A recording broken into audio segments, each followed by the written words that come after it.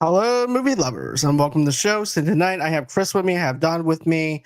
Tonight we're going to be talking about episode 8 of Daredevil Born Again, Isles of Joy. So, without further ado, let's go on ahead and let's start the show.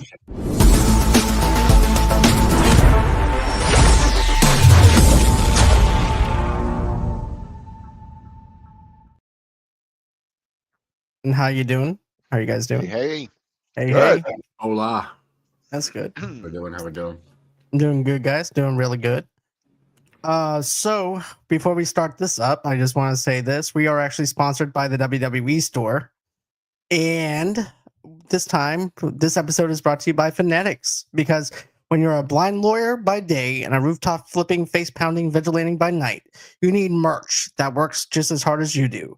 Whether you're busting crime in Hell's Kitchen or just trying to find your socks in the dark, Fanatics has you covered. Suits, shades, billy clubs. We don't technically sell those, but we do have a killer Daredevil hoodie that'll make you feel born again every time you put it on.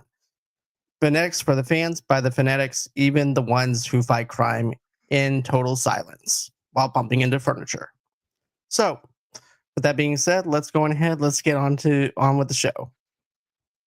So, what do you guys think of this episode?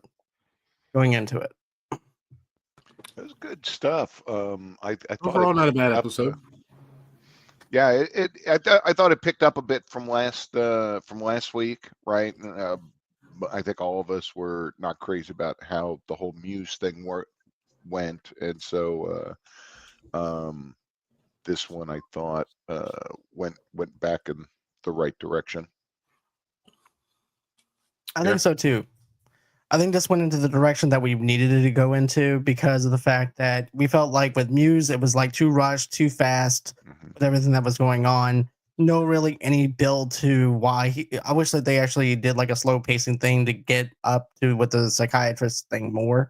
But yeah, this time we actually deal with Bullseye's opening scene going to Gin Pop, part of the prison, but he was supposed to be an ESH as well, and you see him getting transferred, and of course Fisk is the one who transferred him over to the other part of the prison. And then, I know that you and I talked about this, Don, was like, well, is Poindexter done? And we both winded up saying, I think we both winded up saying, well, there's a possibility that he's done. Yeah. And it doesn't look like he's done as far as this episode goes, because there's a lot of bullseye in this one. I'm gonna hold out and just still say I just don't think he comes back. I just don't think he comes back. But I also too, you also have Fisk funding and it gets approved, and he winds up hiding Adam in the building where he's actually getting his stuff approved, and then Vanessa winds up shooting him. You actually called it the other night about that. That was a very interesting moment. Yeah, I did not expect that, but yeah, I figured it was going to be something crazy. So it made sense, but yeah, I didn't exactly see that coming, but it made sense. Yeah. When he showed, first of all, I thought Adam was dead, right? I thought he had killed him, right? I thought he had killed him. So when he showed her that Adam was still, like, the moment he showed her, she found out Adam was being kept, I knew she was going to wind up killing him, right? I mean, it was just, where else was she going to take that? There was nowhere else to go with that. Yeah. Yeah, I thought it was interesting. I like how that kind of fixed their marriage, do you want to say, right? Because remember, she basically told the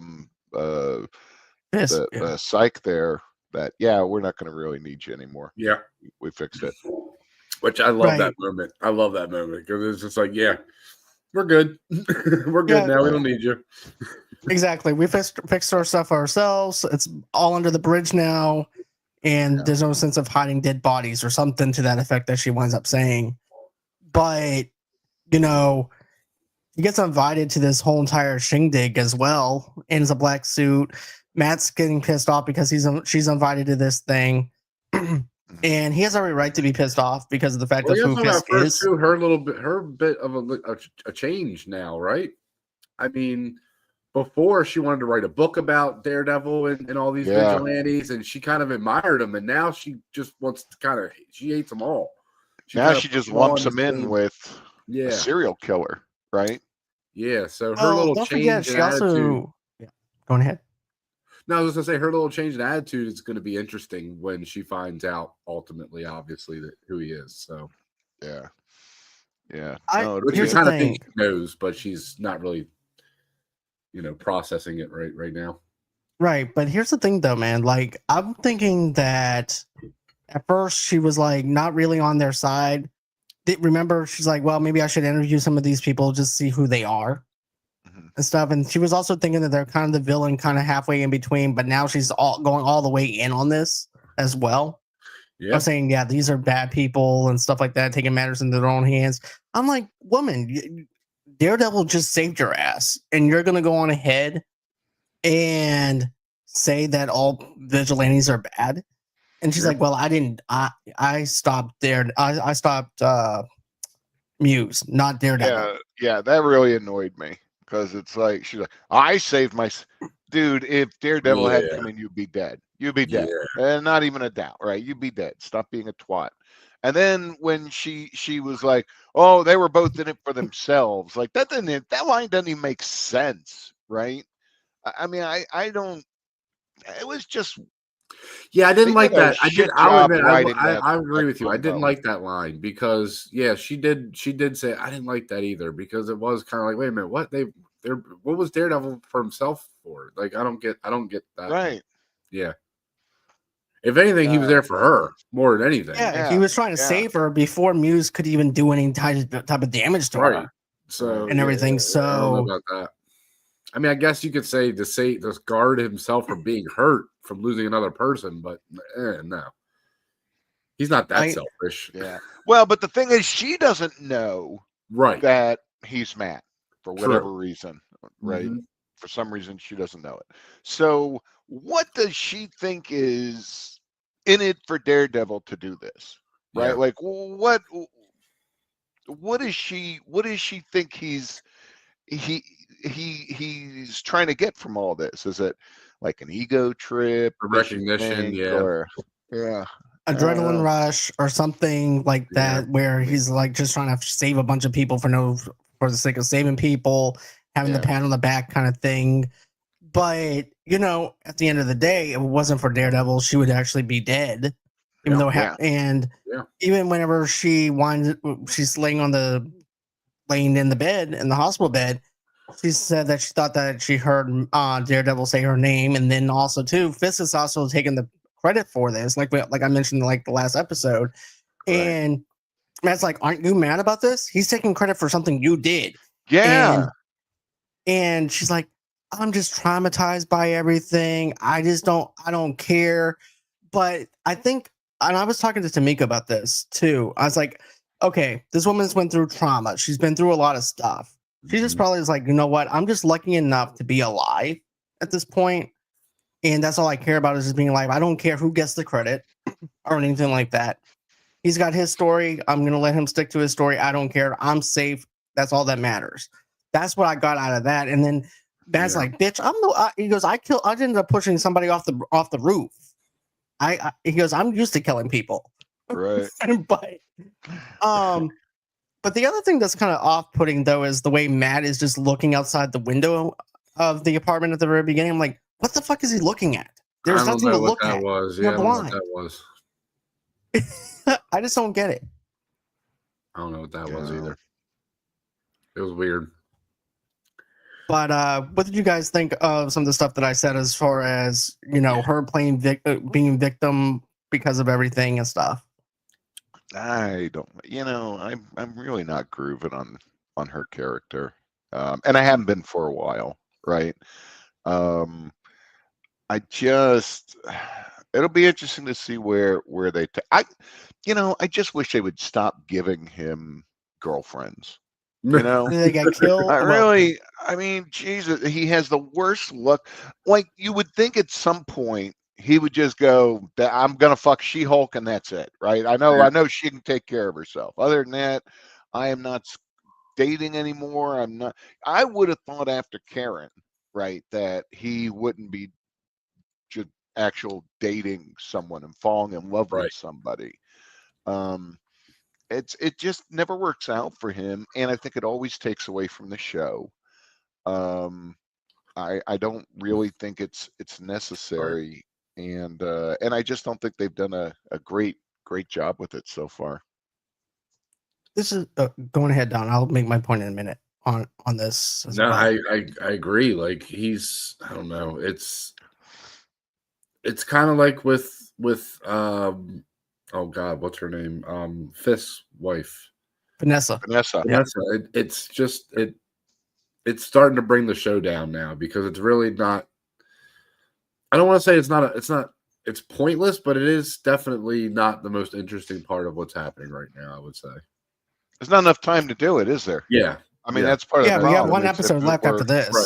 Right. If it were 18 episodes, then sure you can 13. Play yeah, like you would think at this point in the season, if he is dating somebody, either the only drama really should be her finding out about who he is, not her.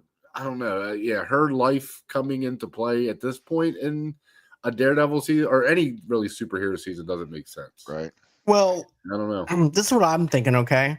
So remember when Matt says that he's living a lie and he doesn't feel like he's living somebody else's life instead of his own life?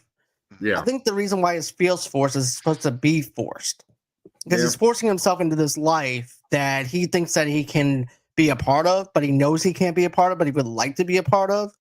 And therefore he's forcing this relationship because as we're being forced to watch this relationship and everything, and it's not going to go anywhere. He knows it's not going to go anywhere, but he'd rather be with somebody than to be alone. But he's going to try and fake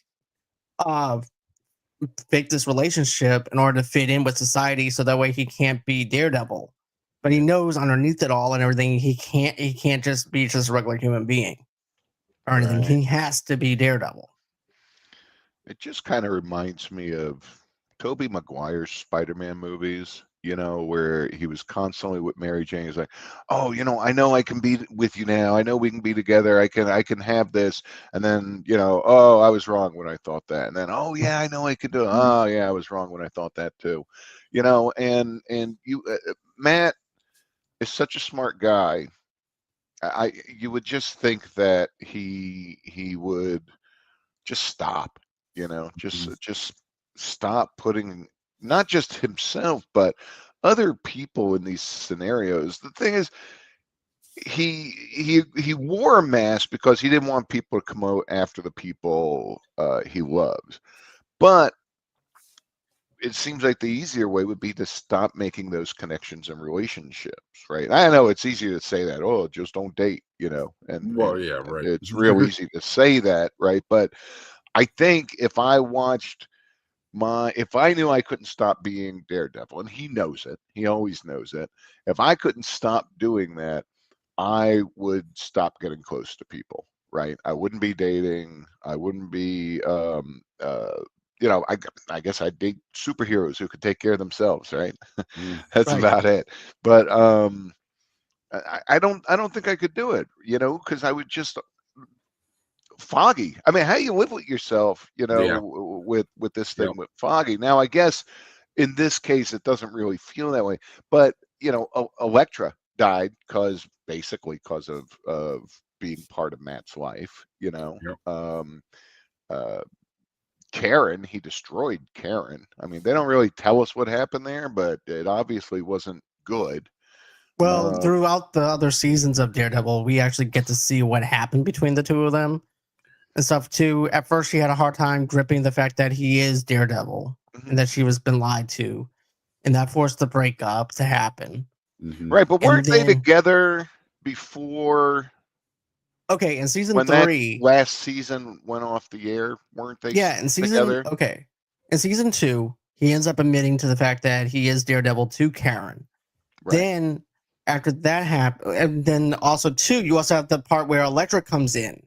So He wants to have a relationship with Karen, but once Electric came in and everything, and there was a diner scene that they had where it's like, once I get done doing this job for you with the Yakuza, we're done. I'm not gonna, and you're gonna go your way, I'm gonna go my way, and that's the end of it. Next thing you know, things got heated. She gets injured. They made love. Then that's the end of the Karen and Daredevil and Matt's storyline and stuff. So therefore, they broke up. They don't see each other or anything, and now it's just them back to being friends again. Not much of friends. No. She's like a cameo friend. It's basically an acquaintance, basically, if you think about it.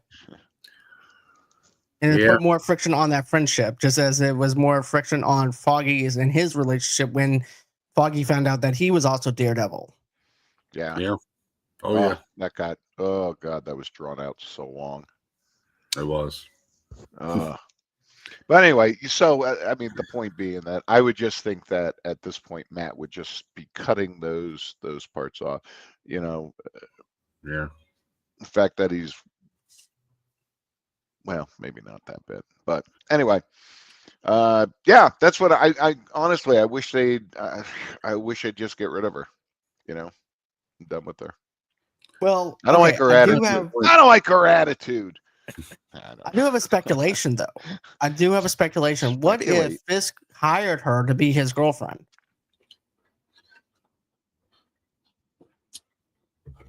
To keep tabs on him. I don't know, because when he asked her to be their therapist, it doesn't seem like they know each other. No, that's true. Yeah. This is far out. Like I said, it's more of a speculation than a theory. Right. But yeah. I don't know. Yeah. I mean, maybe, but I don't know. It just doesn't seem. It's just, I gotcha. Not only that, but also, too, if you think about it, the other lawyer that worked for Matt also set them out on the date, too. Yeah. So, yeah, it doesn't really make sense. Right. So, screw X and A that. I feel like Matt being frustrated with everything is needed, and coming full circle between Foggy dying and everything else feels useless to him.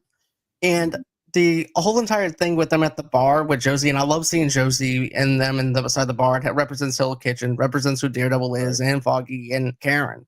But at the same time, come on, you have a flashback of him, Foggy celebrating with that whiskey. And I'm like, how the fuck do you know what he was drinking? You're blind. How did you know that's what he was drinking? Because he has echolocation plus. Smell it, man. You can smell that shit. He has echolocation plus, sir, okay? He doesn't just have normal echolocation. He has echolocation plus, okay?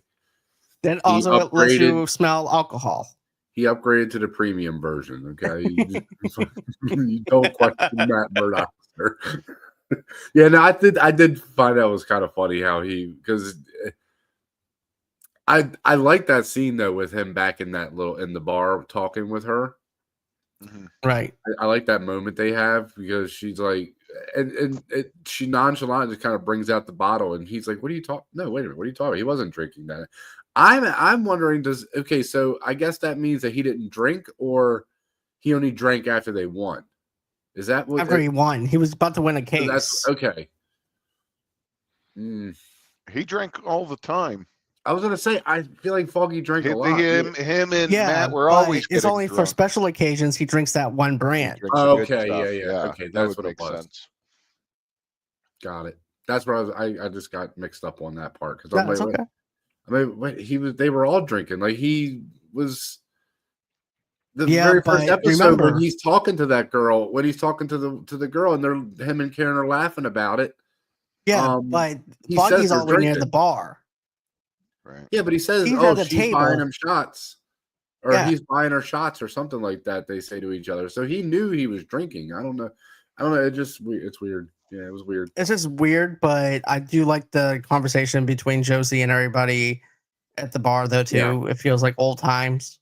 Yeah. And then she's like, he didn't use his cane. And then you have the other guy that goes, Jerry. He's like, yeah, I didn't notice. Right. I mean, you would think she'd see that kind of stuff all the time, right? Because they hung out at her bar all the time. Yeah. You would have thought she would have saw it at some point, but I mean, then again, you do have to be really good at like not forgetting to do that.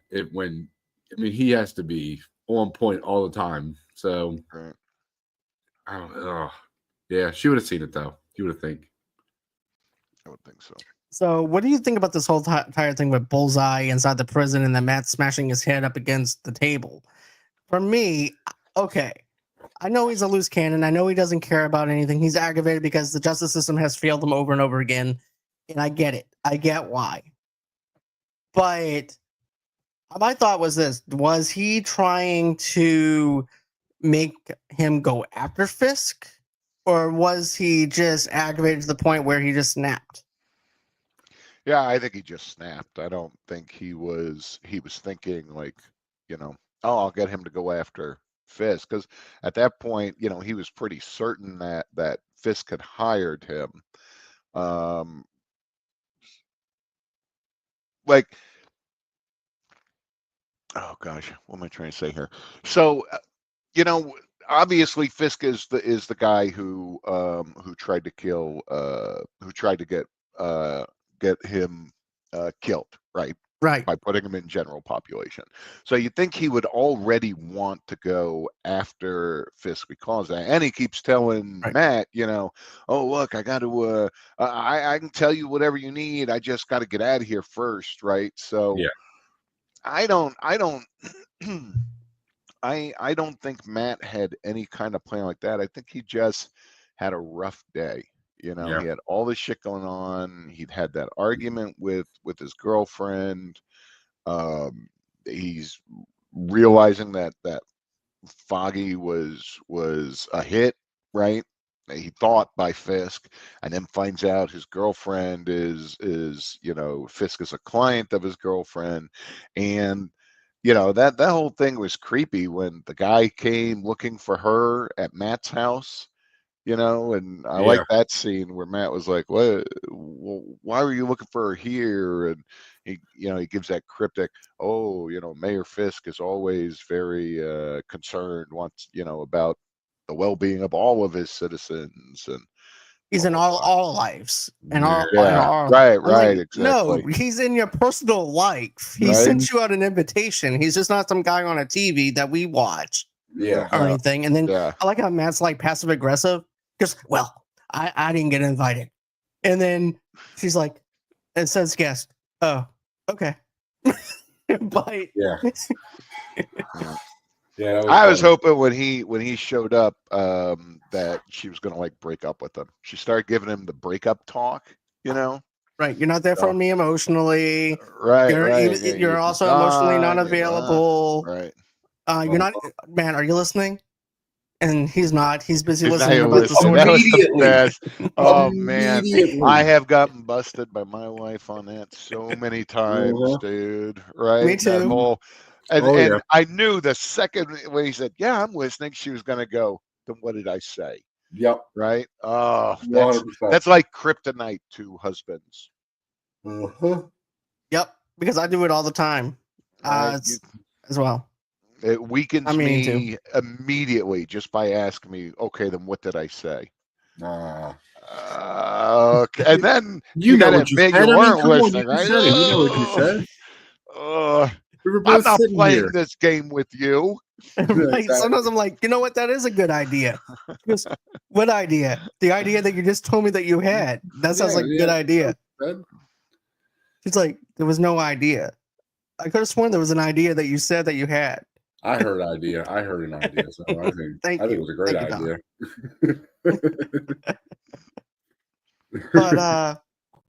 But yeah, him escaping with his tooth, spitting it at the guy and everything. I love that. That was cool. Yeah, that was pretty cool. Yeah. It was. See, and I don't believe, I don't think Matt broke his tooth. I think he broke it. If you watch the scene again, when the other two are busy and they're doing a close up on him, you could see him kind of like making this stiff face and you hear something crack. I think he broke his own tooth using his tongue and then spit it out at the guy, right? It was just bad timing for Matt, though. Yeah, well, I think he was happy enough to. Now, maybe what it was this dude was trying to push Matt into hurting him, so he'd have to go to the doctor, right? Armory, yeah. Whatever. That's what I was thinking too. Yeah, that makes sense because he wants to go on ahead and go after Fisk. Yeah, that does make sense. If anybody masterminded anything in that scene, it wasn't Matt. It was. I agree. I agree. Yeah. Then you also have all this other stuff that happened with the commissioner, with the other stuff that's going on with the other cops who's not listening to the commissioner or anything. Yeah. They're now part of Fisk's team and unit and stuff like that for the special task force to take down vigilantes.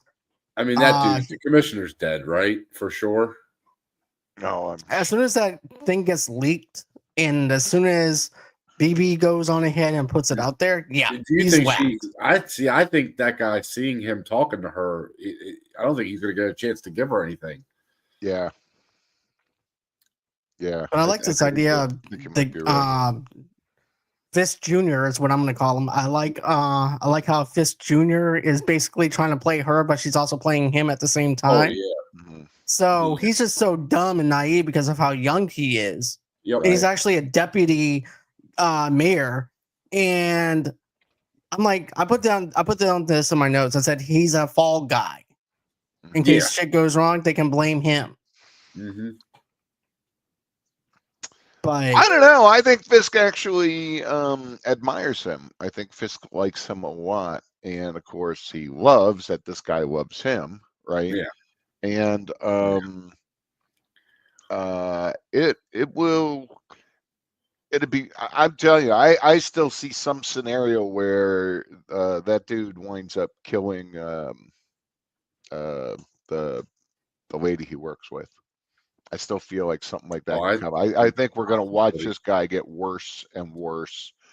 I like that little jab he took at her at the party where he's like, I used to worry about whether or not we were going to get along or not or something like that. And he's like, I don't worry about that anymore. And just walked away. I was like, oh, shit. I was like, okay. Yeah. Because now I'm deputy. Or maybe he tries to kill Evie? Was her name? Evie. Yeah. Maybe he tries to kill her. Maybe. I'm confused. Were they friends before? I don't think so. No. No. Because remember, in one of the episodes, whenever all that stuff got leaked out about Fisk and stuff like that? Right. He got drunk. Her and BB just happened to be there and hanging out, and he ended up blabbing. Yeah, I thought they were all hanging out together. I didn't realize he just happened to run into her there. I thought they were I thought they were friends. Yeah. Nah, it just happened to be coincidental, and they just, or not, right? I think she's pushing herself. Oh, I think she's smarter than obviously. That. Yeah, for sure. Yeah. But then you have this whole entire thing on the dance floor happens. Yeah. Wow. Man. Good moment. That was good. That was really good. Can you imagine? Here he's got the chance to let fate take out the Kingpin, and instead he takes the bullet for him. That's amazing. After all the talking he did to her right before all that about how he's a monster and blah blah blah. And again, I'm not expecting him to be like kill the guy, but to take the bullet for him, I think is pretty big. Right. Well, okay, one or two ways that this could go. Number one, he didn't take the bullet for him. He took it because Heather might get shot with because remember, they're dancing.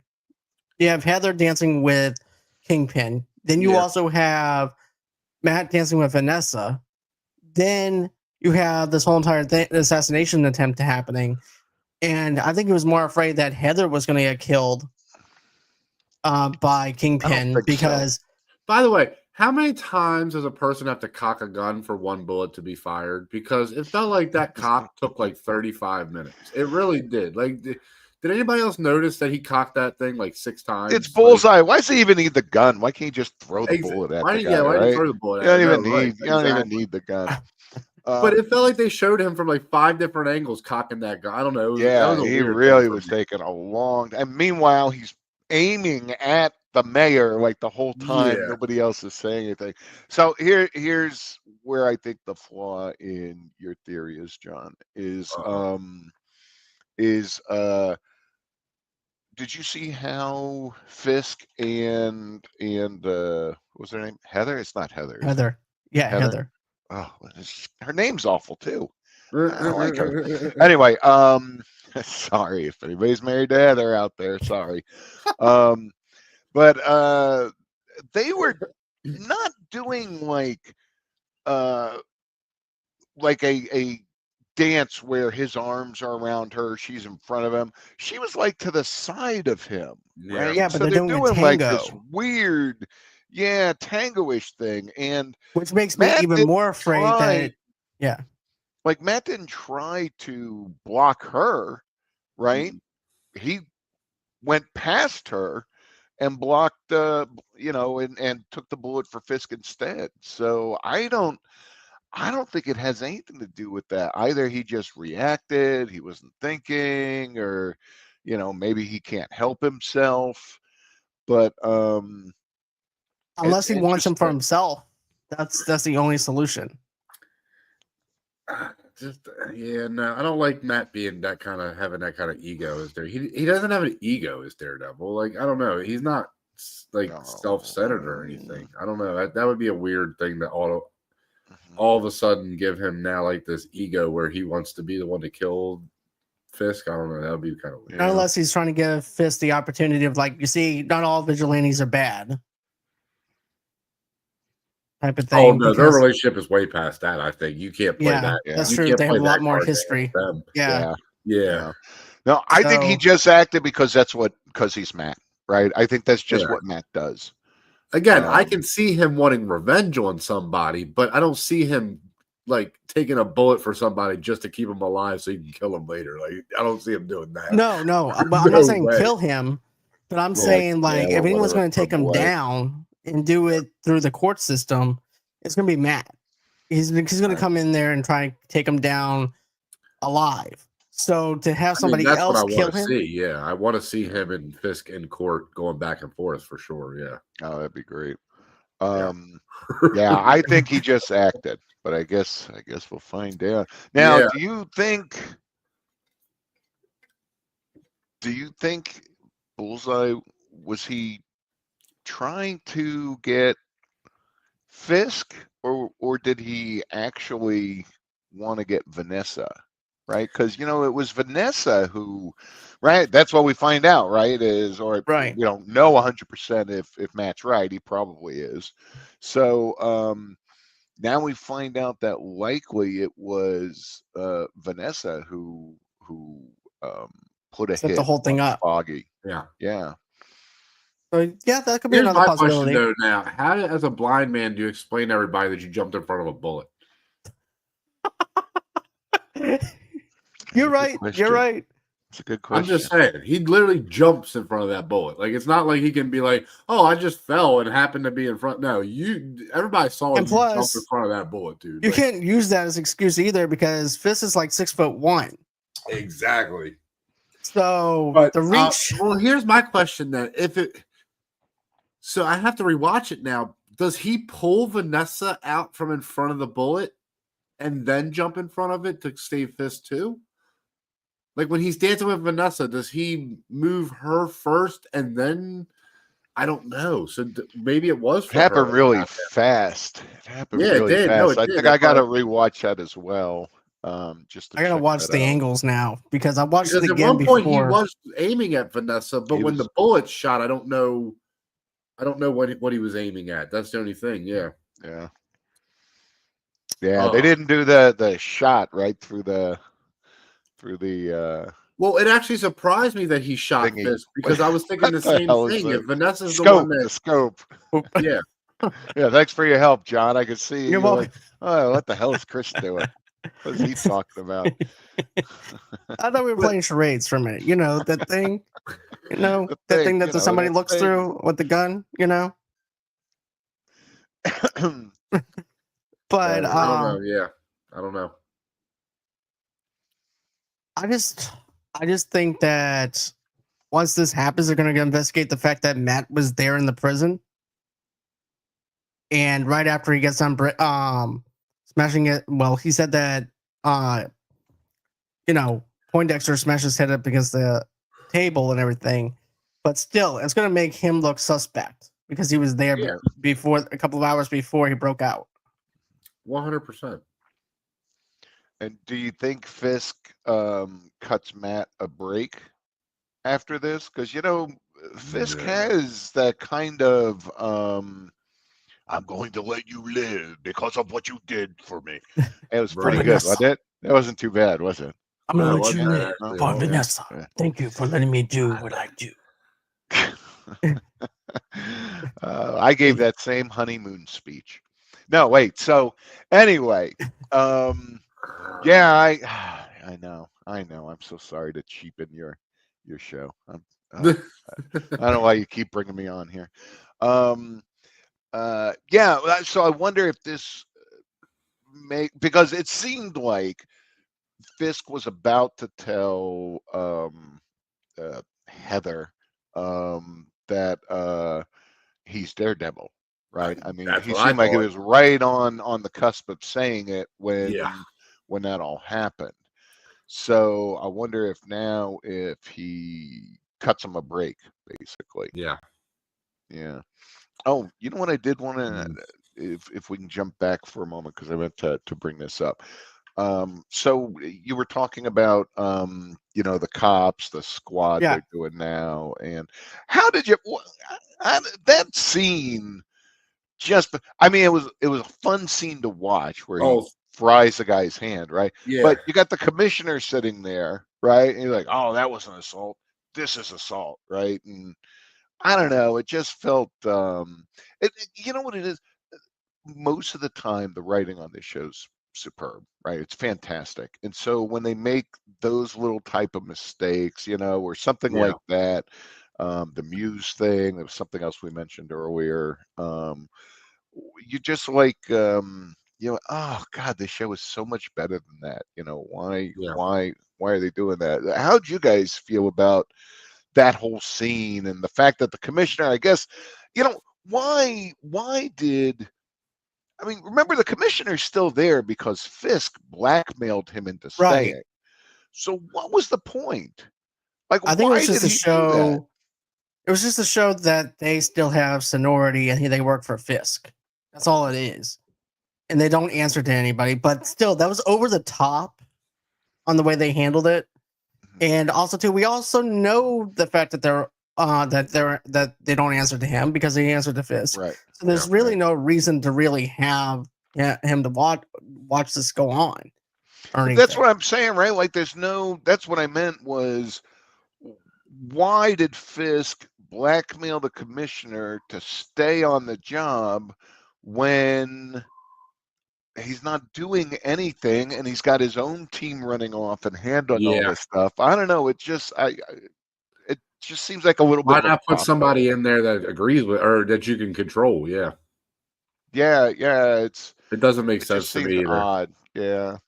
I thought they would go in a different direction with that, right? And I want to see more bribery. Fisk and just trying to have power over somebody as usual. Just, I can control you kind of thing. Yeah. Right. But yeah, I wanted to see more bribery when it came down to that, to show that he's bribing the police force and stuff like that and using the commissioner as a way to have leverage. You can still have those other goons in there. It's just that you need to actually show us the threat of him doing more than what he was doing. Right. Yeah. So I definitely agree with both of y'all on that. Yeah. Well, man, are you guys like me? You just want this cop to get killed in the most painful I do. way ever. Yeah. Right. Oh I just, I'm so sick of this fucking guy. Right. Yeah. I have a feeling he's going to die at the very end of this season. I hope so. I just have a feeling about it because I don't like him. I never liked him whenever they had that whole entire fight in the subway station and stuff like that. I want Frank to take him down. Oh man, that would be so good. It would. That's perfect.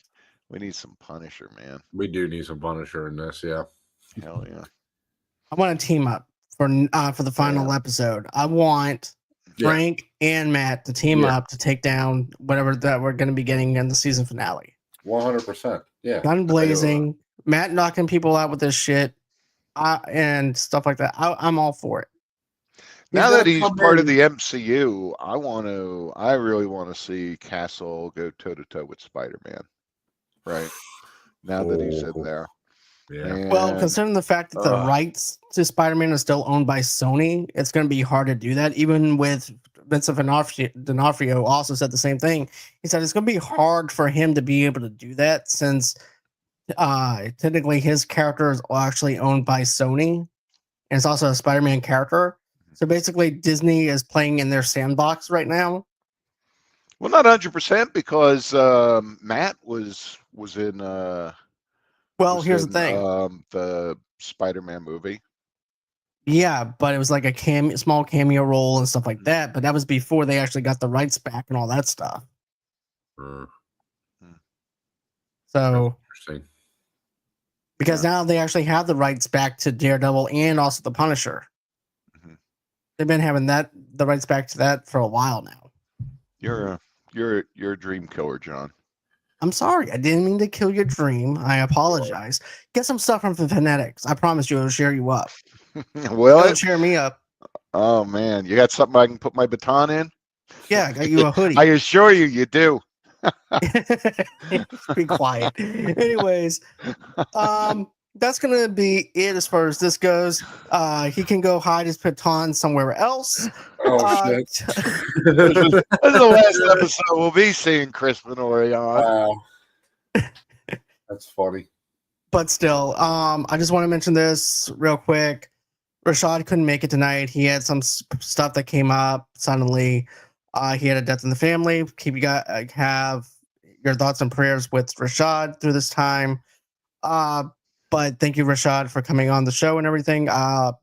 If you want to come back on for like the final episode, if not, I totally understand. Yeah. But I just want to say I'm here. We're here for you.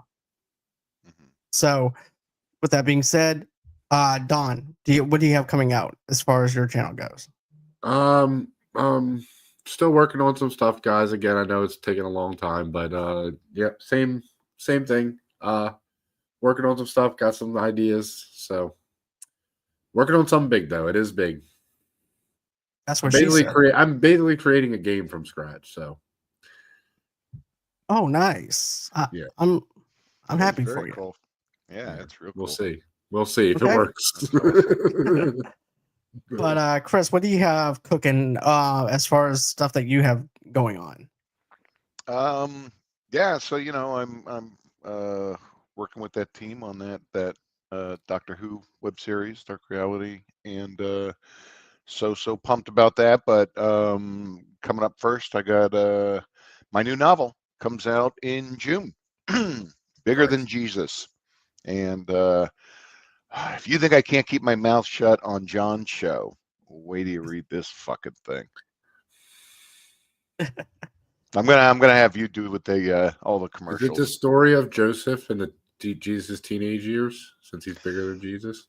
No, Jesus, but Jesus is actually a character in this one. Okay. Cool. So I like it. Yeah, it's going to be really fun. It's crazy. It's all over the place. It's just so wild. I think it's going to be a lot. Whoever finds the lost stories of Jesus between 13 and 30 is going to make billions. That's all I'm going to say. They found them, but apparently all the pages were stuck together. Oh, yes. Okay, so come on, he was a teenager. Come on. Yes. Anyways, this is what I'm going to say about it in my book. So I actually am going to be reviewing a film by Eric Nazarin.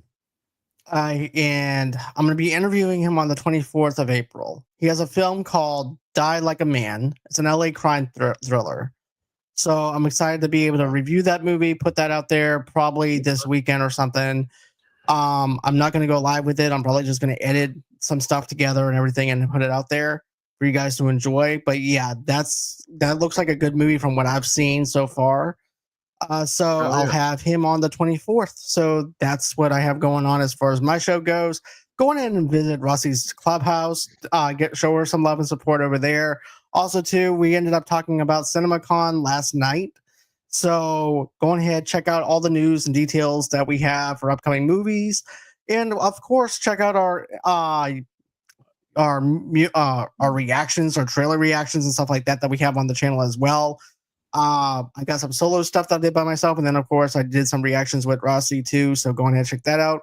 Smash that like button, smash the subscribe button. Go ahead and buy some books from Chris. Go ahead and support Dawn as well, and also too get some fanatics in your life because you guys deserve it. You guys deserve the best. So go ahead, shop at Fanatics. Get yourself from the WWE store. I have the WWE store link in the description below for you guys to go on ahead and type in the code. So always until next time, guys, have a great and safe night. And we'll catch you guys on the next one later, guys. Thank you so much for watching, and bye-bye.